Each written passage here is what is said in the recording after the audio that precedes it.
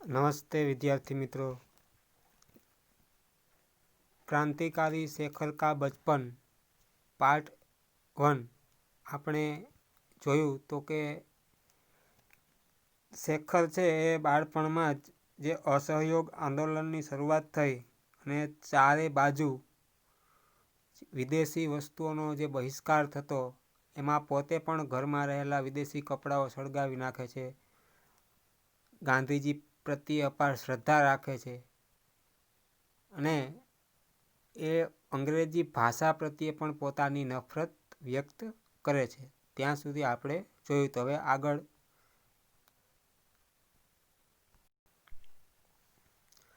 કહે છે કે अपने हिंदी ज्ञान को प्रमाणित करने के लिए और गांधी के प्रति अपनी श्रद्धा जिसे व्यक्त करने का और कोई साधन उसे प्राप्त नहीं था, प्रकट करने के लिए उसने एक राष्ट्रीय नाटक लिखना आरंभ किया. એટલે અંગ્રેજી ભાષાનો ત્યાગ કરી અને પોતાની હિન્દી ભાષા પ્રમાણિત કરવા એટલે કે જોવા દેખાડવા કે પોતાની ભાષા પણ પર એને પ્રભુત્વ છે એ માટે એક રાષ્ટ્રીય नाटक લખવાની શરૂઆત करे છે.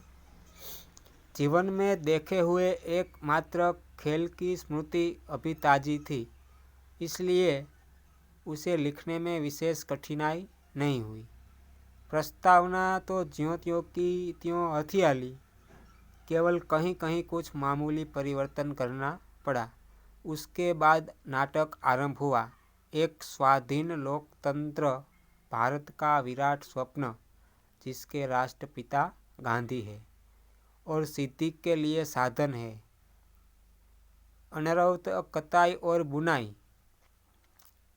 એટલે કે કતાઈ બુનાઈ કે જે ચરખામાં વસ્ત્ર વણતા એ કાપવું બનાવવું એ अर्थ. विदेशी माल और मनुष्य का परित्याग और प्रत्येक अवसर पर दूसरा गाल आगे कर देना. એટલે જે ગાંધીજી પ્રત્યે અપાર શ્રદ્ધા રાખતા એના રસ્તે ચાલતા એટલે કે આપણે કહે છે કે ગાંધીજી કહે છે કે એક ગાલ મારે તો બીજો ગાલ ધરવો એ પ્રમાણે. सत्य हरिश्चंद्र का इंद्रलोक आरंभ से हटकर अंत में आ गया था. अपने ऊपर शेखर की प्रतिभा द्वारा सूर्यास्त के सुनहरे टापू की छाप लेकर शेखर के नाटक का अंतिम दृश्य था स्वाधीन और बाधाहीन भारत एक स्थूल आकार प्राप्त स्वप्न. એટલે એમનું નાટક પણ એવું છે કે સ્વાધીન ભારત, લોકતંત્ર ભારત, જે ગુલામોની જંજીરોમાંથી મુક્ત થયેલું ભારત.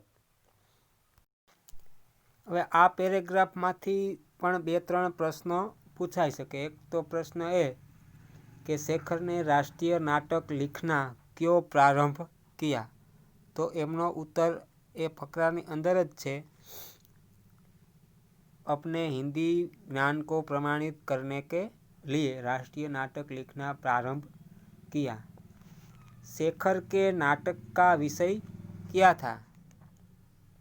एवो पण प्रश्न पूछी सके कि शेखर के नाटक का विषय क्या था. तो कि शेखर के मन में एक स्वाधीन लोकतंत्र भारत की छवि बसी थी, जिसके राष्ट्रपति महात्मा गांधी थे. એટલે એ પેરેગ્રાફમાં જ એમનો જવાબ છે કે જે નાટક લખવાની શરૂઆત કરે છે પણ એ નાટક છે એનો વિષય કેવો હતો. તો એક સ્વાધીન લોકતંત્ર ભારત, જેના રાષ્ટ્રપિતા મહાત્મા ગાંધી છે. એના પછી આગળ પણ एकाध प्रश्न एवो पूछी सके कि शेखर के नाटक के अंतिम दृश्य में क्या दिखाया था. तो ए पेरेग्राफनी अंदर ज एनो जवाब छे नाटक के अंतिम दृश्य तो स्वाधीन और बाधाहीन भारत दिखाया था.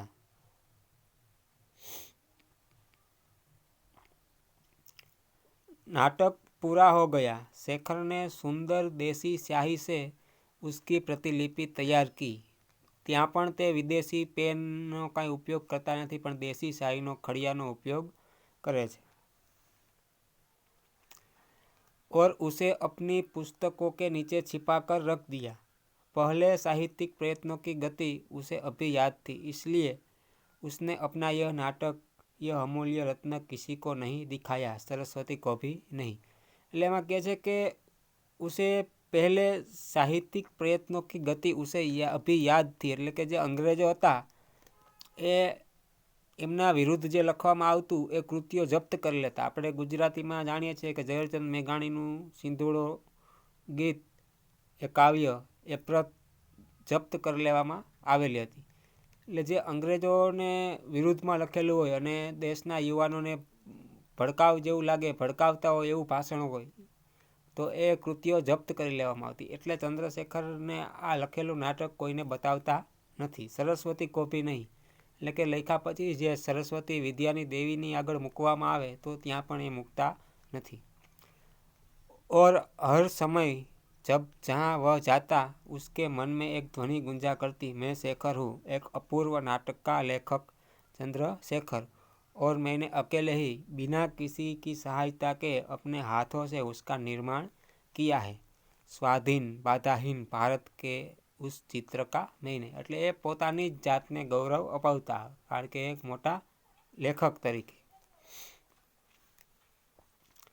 शेखर के पिता एक दिन के दौरे पर जा रहे थे और शेखर साथ था. એટલે એમના પિતા બહારગામ જાતા ત્યારે शेखर પણ સાથે હતા. बांकीपुर स्टेशन पर सामान रखकर पिता और पुत्र वेटिंग रूम के बाहर टहल रहे थे. शेखर कुछ आगे, पिता पीछे पीछे. એટલે વેઇટિંગ રૂમની આગળ એ आजूबाजू आटा मारता था.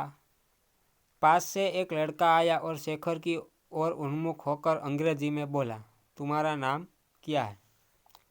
એટલે એ આવી એક બાળક અને શેખરની પાસે જઈ સામે ઊભો રહીને પૂછે છે અંગ્રેજીમાં કે तुम्हारा नाम क्या है? शेखर ने सिर से पैर तक उसे देखा. लड़का एक अच्छा सा सूट पहना था, सिर पर अंग्रेजी टोपी, और उसके स्वर में अहंकार था. शायद वह अपने अंग्रेजी ज्ञान का परिचय दे रहा था. એટલે શેખરે એ બાળકને, એ છોકરાને પગથી માથા સુધી જોયો, એટલે એને સૂટ પહેરેલો હતો, અંગ્રેજી ટોપી હતી, અને એનામાં એક એવો ઘમંડ, અભિમાન હતું કે એવું લાગે કે એ પોતાની અંગ્રેજી ભાષાનું આમ પ્રદર્શન કરે છે. शेखर को प्रश्न बुरा और अपमानजनक लगा. उसने उत्तर नहीं दिया. कुछ इसलिए भी नहीं दिया कि पीछे पिता थे और पिता की उपस्थिति में बात करते वह झिझकता था. એટલે શેખરે પેલા બાળકને જવાબ આપ્યો નહીં, કારણ કે એમના પિતાજી સાથે હતા. એ સાથે હોય ત્યારે એ કોઈ સાથે વાત કરતા અચકાતા એમ. उस लड़के ने समझा उसका सामना करने वाला कोई नहीं है, यह लड़का शायद अंग्रेजी जानता ही नहीं. उसने तनिक और रौब में कहा, my name is, do you go to school? मेरा नाम है, तुम स्कूल में पढ़ते हो? આવું ફરીથી પહેલાં એ અંગ્રેજીમાં પૂછ્યું. शेखर के पिता वहाँ न होते तो वह प्रश्न का उत्तर चाहे न देता, पर हिंदी में कुछ उत्तर अवश्य देता. લખે છે કે જો શેખરના પિતાજી સાથે ન હોત તો એ કદાચ અંગ્રેજીમાં નહીં પણ હિન્દીમાં જવાબ તો જરૂર આપત. उसके मन में यह संदेह उठ भी रहा था कि वह लड़का शायद कोई पाठ ही दोहरा रहा है. अंग्रेजी उतनी जानता नहीं, पर उसने घृणा से उस लड़के की ओर देखा. उत्तर कोई नहीं दिया. पिता के क्रुद्ध स्वर ने कहा, शायद उस लड़के को जानते जताने के लिए कि मेरा लड़का अंग्रेजी जानता है, जवाब क्यों नहीं देता? એટલે એક આમ શેખરના પિતા છે એ ક્રોધાયમાન જેવા થઈ જાય અને કહે છે કે તને તો અંગ્રેજી આવડે છે, તે પહેલાં છોકરાને અંગ્રેજીમાં જવાબ કેમ ના આપ્યો એમ. शेखर और भी चिढ़ गया और भी चुप हो गया. वह लड़का मुस्कुराकर आगे बढ़ गया. पिता ने कहा, इधर आओ. शेखर उनके पीछे पीछे वेटिंग रूम में गया तो पिता ने उसका कान पकड़कर पूछा, जवाब क्यों नहीं दिया? मुंह टूट गया है? तभी ट्रेन आ गई और शेखर कुछ उत्तर देने से या उत्तर न देने की गुस्ताखी करने से बच गया. એટલી વારમાં ટ્રેન આવી ગઈ, નહીં તો કંઈક વધારે મારપીટ થાત. दूसरे दिन घर पर पिता ने माँ से कहा, हमारे लड़के सब बुद्धू है, किसी के सामने तो बोल नहीं निकलता. शेखर ने सुन लिया. એટલે બીજે દિવસે ઘરે જઈને શેખરની માતાજીને કહે છે કે આપણા છોકરા સાવ બુદ્ધું છે, એમ બીજા કોઈની સામે કાંઈ બોલી શકતા નથી. પણ હકીકતમાં એવું હતું નહીં. શેખરને જે અંગ્રેજી ભાષા પ્રત્યે નફરત હતી એટલા માટે પેલા છોકરાને જવાબ આપવા માગતા ન હતા. એ પોતાના જ વ્યવહારની ભાષામાંથી પણ અંગ્રેજી શબ્દો કાઢી નાખતા અને હિન્દીનો ઉપયોગ કરતા. એટલે આ એક બાળપણના ક્રાંતિકારી વિચારો કે સાવ નાની ઉંમરમાં જ 15 વર્ષની ઉંમરમાં જ એ અસહયોગ આંદોલનમાં જોડાઈને જેલ જઈ શકતા હોય, જ્યાં આપણે જાણીએ છીએ કે 15 કોરડાનો માર મારવામાં આવે છે, એ પણ જાણીએ છીએ. પછી એ મોટા થઈ અને જે આલ્ફ્રેડ પાર્કમાં એક છેલ્લી વધેલી ગોળી ખાય અને પોતાની જાતને આઝાદ જ રાખે છે, એવા આ ચંદ્રશેખર આઝાદ અને એમના આ બાળપણના ક્રાંતિકારી વિચારો.